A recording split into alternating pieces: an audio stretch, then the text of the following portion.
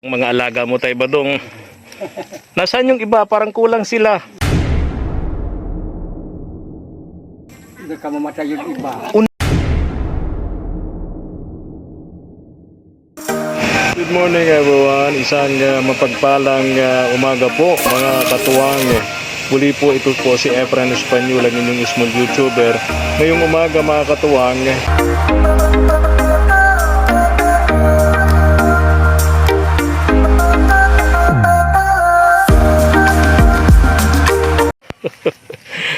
Papunta kami ngayon mga katuwang kay Tatay Badong. Sana nandito si Tatay Badong, pero sigurado kung nandito yun kasi linggo ngayon eh. Dinala namin ni Papa P yung hindi namin nadala dito nung huling punta namin na drum. Lalagyan niya ng tubig sa CR niya mga katuwang. Dala rin ako dito ng tinapay para sa kanya, para dun sa mga alaga niya. Ayun. Ayun, nakikita ko na yung bahay niya. Ayun oh. Ayun.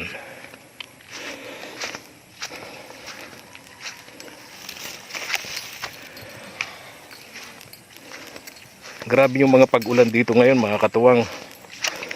And sabi ng Pag-asa, baka mamayang gabi dumating na po yung bagyo.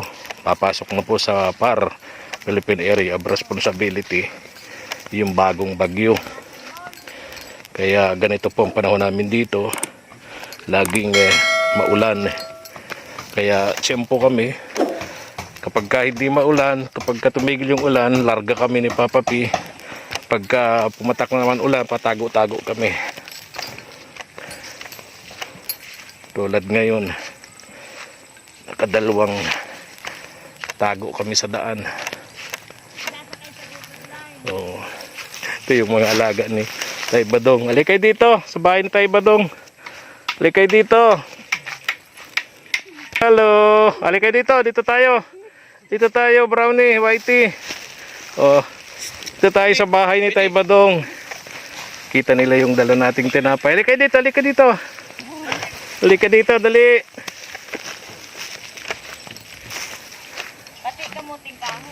Alikay dito. Kilala ka na, Papa P.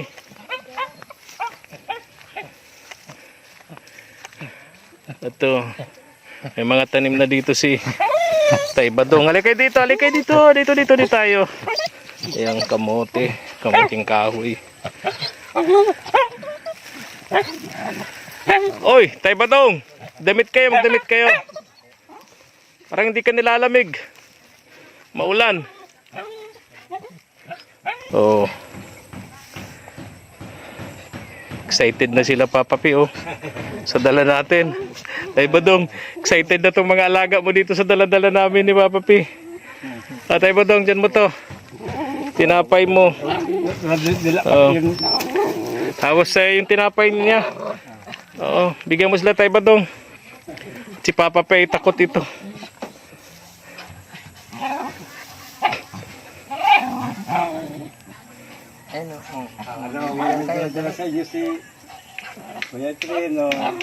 Mga alaga mo Tay Badong. Nasaan yung iba? Parang kulang sila. Hindi ka mamatay yung iba. Namatay bakit? Sakit siguro. Yung isa, malapit ay ako nasa. May mga sakit ka kaso dito. Natumbat. Ano nangyari? Pambihira. Nilagay yung helmet niya. Hindi naman niya nakatusok eh. Lagay ba naman yung helmet? Ito mama sa kanya. Diba, ang alam ko ano to eh, 8 to eh. Asan yung 5? Tsaka yung mga tuta, Tay. Matay na po yung dalawa. Uy, sayang naman. Bakit namatay? Nagkasakit? Uso ngayon ng siguro dahil sa panahon ano. Uulan at iinit. Whitey. Oh, Whitey, ay ito yung isa. Oh. Ito yung nanay, ano? Yung may sakit kuya yan. Yan. Patsir pa. Oh, yung isa, kung nasaan na mamamatay na naman yung isa. Bakit? May sakit din. Meron pong sakit. Oh, ayun, ayun. Oh, hindi niya nakikita. Ayun. Nakita din. Ito si Whitey, ano? Pwede po yan. Hindi na bumalik sa bundok, ano? Ayaw kung saan natin din ako doon. Nahatid ka. Pagpupunta ka doon sa taniman mo sa bundok. Opo, Tapos tapos babalik na sila dito. uuwi na.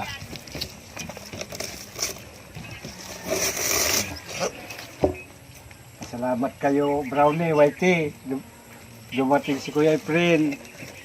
Meron kayong... Sinalubong kami doon, oh. Tuwan-tuwa.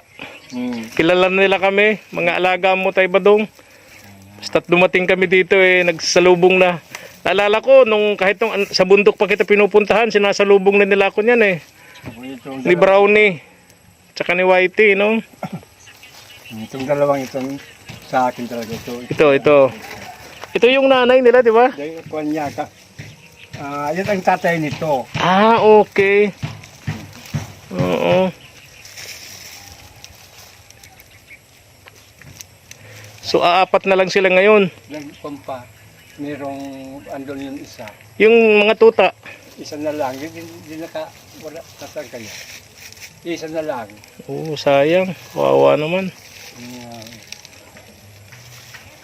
Ayaw na ni Brownie isa. Ano na to? Busog na. Tama na yan. Busog na. Ayaw na. Doon sa isa ito. Sawa na. Tayo ba dong? Ito, oh. Ayaw po. Drum, lalagyan mo ng tubig dyan sa banyo mo. Oo. Para may lalagyan kayo ng tubig. Sawa sila ng tinapay. Musta yung higaan mo tayo? Okay naman? Okay. Yung ilaw mo, solar lights, okay? Okay na. Yung radyo mo, tumutunog ba naman? Natunog naman. Okay. Very good. Very good. Ayun. So may libangan kayo tayo Badong, no? At least komportable na kayo. Hindi na kayo katulad doon dati na ang higaan nyo duyan doon sa bundok, ano? Tapos ang bubong nyo ay trapal. Ngayon ay bahay na talaga, no? Maliit nga lang, pero at least komportable ka naman. Mag-isa ka lang naman dito, ano? Tapos may lutuan ka dyan. Okay pa naman yung gasol mo. Okay naman po. Okay. Bira ko naman gamitin yan. Bihira. Pag maulan lang, kasi mahirap ang panggatong kapag maulan, ano? Pag Okay. mainit, dyan ako sa labas lang. Okay, yung CR mo, okay naman. Okay naman. Okay, tama-tama kapag mag-ano ka ng tubig, may lalagyan ka dyan sa CR. Kaya dinala na namin dito ni Papa P yung drum na yon. Kumusta ang taniman mo sa bundok, tay? Okay naman po. Tulad ng dati, Kadarating nyo lang yun, parang dumi nyo. Galing ka din sa bundok. Maulan. Nasita ko yung mga tanim-tanim ko doon. Tulad ng dati. Ganun. May mga nakaw-nakaw pa rin. Ngayon parang nagsawa na rin. Nagsawa. Meron naman nawawala ko sa mga... Yung mga tanim mong kamote, by December, aanihin mo na yon. Pwede po. Pwede, ano? Kasi yung mga ganong tanim, kapag ka Disyembre, in demand ba yan? Di ba? Yung ginagawang suman, maraming kakanin, ano? Kailangan. Kaya, doon ko nga, tinanong ko, sabi ko, baka may bumili na. oo. Wala pa, wala. Kaya isa na rin ako sa bibili niyan. Bibili kami niyan sa iyo, Tay Badong, ha? Ayoko. Gagawin namin yung sarap yan kapag Pasko at Bagong Taon, no? Yung mga kakanin. Kung ano po, kung halimbawa pupunta kayo rito, pwede namang bunot doon ng... Ay, hindi. Sa Pasko na lang. Marami. Pero meron ka dyan, bibili ako, wala. Ay, dito po wala. Doon sa... Ay, matagal pa. Pupunta ka doon, unang-una madulas pati ang daan kasi maputik, no? Maulan kasi. Ingat ka tayo ba doon kasi may parting tayong bagyo. Sabi ng Pag-asa, mamayang gabi papasok na ito sa atin sa PAR. Philippine Area of Responsibility, yung bagyo, ha? At least okay ka na dito, no? Okay naman. Okay ka na dito, tay. Okay, bagas ka pa naman. Meron pa naman po. Okay. Mga pang-ulam-ulam sa bundok, marami naman yan, ano? Minsan, kung may nabili ng kamuting kahoy, Bili ka na ng ulam. nakabili na. Okay. Pag wala, tsaga-tsaga lang. Wala Gulay. Mas maganda yung gulay, tay. Kapag ka tayo nagkakaedad na, mas okay sa atin yung gulay. Mas maprotina sa atin, iwas sakit kapag gulay. Kumpara doon sa ibang mga pagkain na process, yung mga dilata, mas okay sa atin ang gulay, ano? Opo. Karne. Ay, Sabi nga niyan, kasabihan niyan, mas okay daw yung gulay na permanente kaysa karne na paagi-agi. opo. May tama ba ako dun, Tay? May tama ako? Tama po. Okay. At may ano ka na, may unang ka na, may kumot ka, hindi ka na lalamukin. Hindi na po. May May kulambo. kulambo pa. Okay. Pansin ko dito, mga tanim ka nandito, Tay Badong. Meron na po. Yun. Oo. Hindi ko na Oh, ito oh. nagagamasan. May mga tanim ka na, oh, di ba? Kamote. Tama ito kasi. Kung pwede naman magtanim dito, di ba? Bakit pupunta ka pa dun sa malayo, di ba, Tay? Opo. Sayang naman kasi yung nilinis ko po. Sayang naman yung mga nilinisan mo na dun kung hindi mo tatamnan, ano? Pero kung ako sa iyo, pagka inani mo na doon sa bundok, dito ka na magtanim. Ito papunta yun. Oh, siguro naman hindi naman ipagkakait ng may-ari ng lupa, ano? Oh, sa barangay po yan. Okay. So walang problema kay kapitan naman, ano? Sabi Papayagan naman yun siyempre para malinis yung lupa na pag-aari ng barangay, ano? nga sa akin ni Kagawad, magtanim-tanim ka dyan. Huwag ka na punta sa bundok. Tama, oo. Hindi ka pa kasi dun. Baka madisgrasya ka pa dun, mahulog ka pa dun. Kasi paakyat, pababa, madulas, ano? Dito, andito ka lang sa... Tsaka, iwas nakaw. Dun sa bundok, syempre, hindi lang ikaw ang magkikinabang doon. Kahit ikaw lang ang naghirap, marami kayo. Dito, nakakasigurado ka na yung pinaghirapan mong tanim, talagang sa'yo lang tayo ba doon, ano? Ay, okay naman yun, may nakuha ngayon doon. Oo. Pero tinataniman nila uli. Oo, magaling. Bunot. Sabi ko, ayos yun na. Oo. Yan yung sinasabi ko na doon sa mga namumutol ng kahoy sa bundok. Pagka kayo namutol ng kahoy, magtanim kayo. Ganun. Di ba? Hindi yung puro puto lang. Kaya nakakalbo yung bundok natin eh. Nakakalbo yung gubat natin kasi putol ng putol, di naman nagtatanim. Yung ginagawa sa'yo, nangunguha ng tanim mo, pero tinatamnan din. Oo. After 3 months, may aanihin, ano. Ay, kung nakakatawa naman yung nakuha na yun. Kaya nung manok yan, Tay? Pansabong. Sa akin po. Ha? Sa akin. Oo, nagsasabong ka? Hindi naman. Parang libangan ko na. Pag mag-alaga. Ganun. Mag-alaga ng manok. Yung talagang iba. Gusto nila mag-alaga ng manok. Unang-una kasi yung mga magsasabong, inaarkilan nila yan eh. Pagka matapang yan. So, inaarkilan nila yan eh. Pinapansabong ano. Oh, Tama ka. arkilayin nila. Kung gusto nila bilhin, bilhin. Oo, tama po yun. Livelihood rin. Hanap buhay din. Itong lugar na to, ang ganda. Yung poblasyon po yan, mga katuwang. Ito dito sa lugar na to si Tatay Badong. Di ba tayo alin yung eskwelahan dyan noon na sinunog ng mga rebelding NPA noon? Hindi ko po alam. Parang, Dito na banda rito, may dyan daw sa patag na yan. dyan yung sinunog. Siguro po. Di ko Nung alam. panahon na mga rebelde dito noon, Marami daw. pakakapal, no? Siguro. Kasi noon, wala pang maayos na kalsada rito. Wala pang ilaw. Ngayon, maganda na ang kalsada nyo. Bagamat sobrang layo, walang biyahe. Pero at least, maganda na ang daan, no? Opo. At may ilaw na, may liwanag na. So, yung mga kapatid natin sa bundok, hindi na nakapunta rito, ano? Kasi nga, maliwanag na ang lugar, ano? Kwento-kwento nga ng mga taga rito. Mm-mm. Marami daw dito noon, nung panahon. Makapal ang mga rebelde dito noon. Halos linggo-linggo dito noon, nung nasa radyo pa ako, may ano dito noon may encuentro between the rebels and the government troops, Tay Badong. Pero ngayon, wala na, tahimik na. Wala na siguro. Tsaka marami ng bahay, no? Noon, kukunti ang bahay dito, takot silang magbahay nga. Kasi maraming rebelde, no? Pero ngayon, wala na.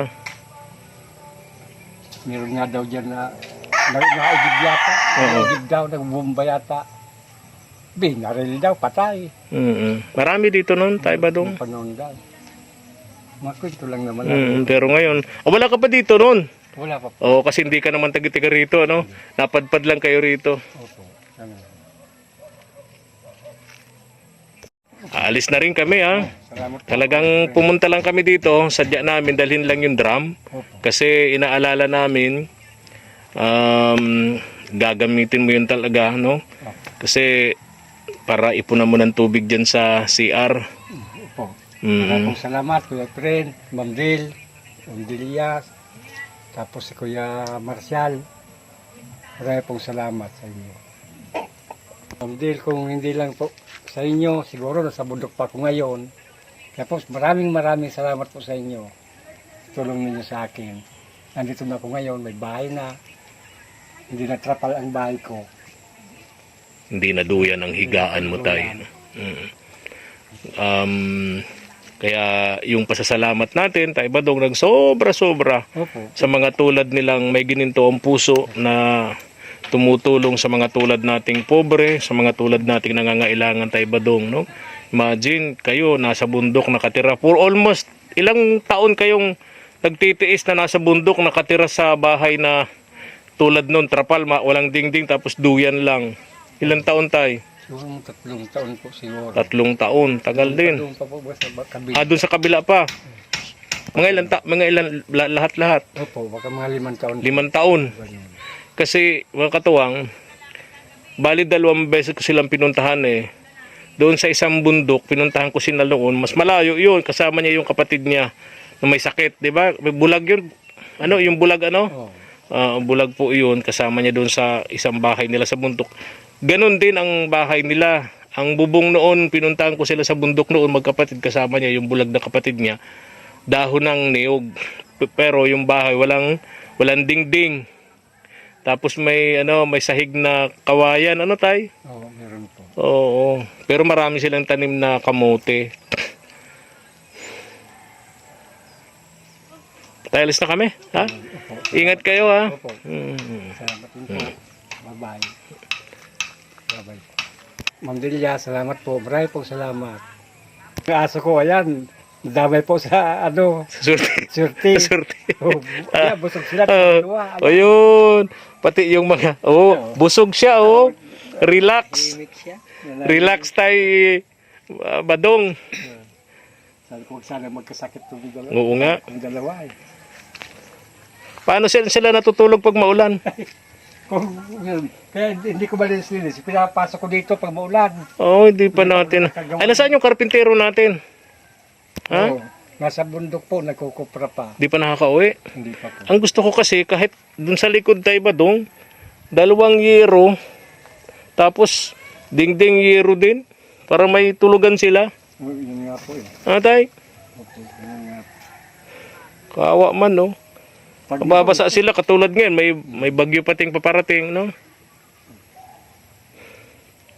O paano, tay? po, Alis na kami, ha? Ingat kayo, ha? May bigas pa naman kayo, ano? Oo, sige tay. Sana mapagawa natin yung maliit na balkonahe mo dyan, no? Ano? Upuan doon tsaka dito. Tapos sa likod naman bahay nitong mga alaga mo. buntis na pati yan. Alin ang buntis? Si Brownie? Brownie. Ilang tatay? Ay, yan. Si Si Whitey. Whitey. Oo. Mga anak siya. Kaya malaki na siya, no? Sige na tayo, Badong. Alis na kami, ha? Babay na po. Okay. Babay. Hatid lang namin yung drum mo dyan para magamit mo, ha? Ipunan mo ng tubig sa CR. Bye-bye. Ingat po. Salamat po, tay. Tay Badong.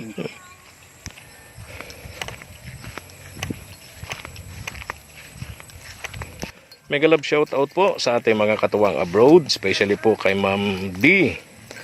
Kay Ma'am D na walang sawang tumutulong katuwang natin sa gawaing ito, mga katuwang. Nakakatuwa si Tay Badong. Tutuwa siya kasi nabago na raw po yung buhay niya mula sa bundok. Nadamay pa yung kanyang mga alagang aso.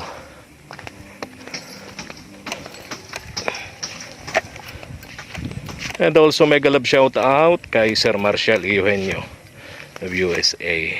Gusto ko rin pong paabutan ng sobrang thank you po si Ma'am Nancy Thank you so much po Ma'am Nancy sa mga tulong niyo po sa anak ko, sa asawa po ni Mark.